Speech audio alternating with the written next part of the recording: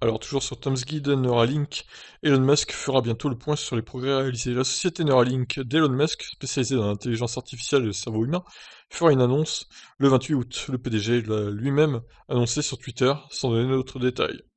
Si vous ne pouvez pas les battre, rejoignez-les, a-t-il tweeté, disant que c'est la déclaration de mission de Neuralink. Il se pourrait qu'Elon Musk annonce fin août une avancée conséquente dans son projet de connecter humains et machines.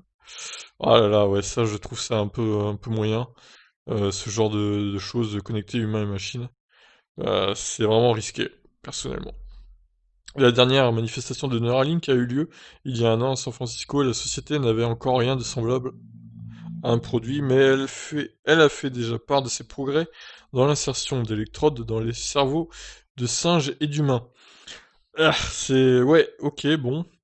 Il est important de noter que le compte Twitter officiel de l'entreprise n'a pas du tout tweeté depuis cet événement. Il se pourrait bien que la société américaine nous réserve quelques surprises après ce long silence. Neuralink devrait à terme permettre, par exemple, de télécharger des informations comme de nouvelles langues étrangères directement dans son cerveau et ainsi acquérir instantanément de nouvelles connaissances.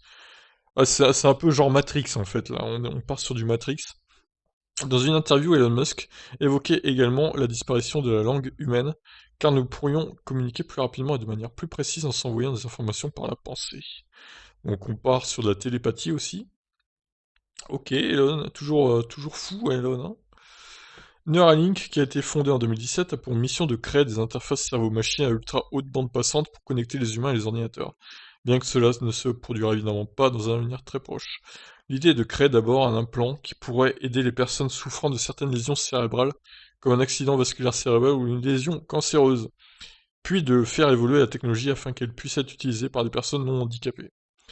Monsieur Musk lui-même a déclaré que cela se produirait pas avant une dizaine d'années. À terme, la technologie devrait permettre aux gens de fusionner complètement leur cerveau avec l'intelligence artificielle, ce qui semble effrayant, mais Monsieur Musk pense que c'est inévitable. Bah non, moi je pense pas que c'est inévitable, à moins qu'on soit malade, ouais bon. C'est vrai que si ça pouvait améliorer la vie de quelqu'un, pourquoi pas. Mais si t'es en bonne santé, non, moi je ferais jamais ça en étant en bonne santé par exemple.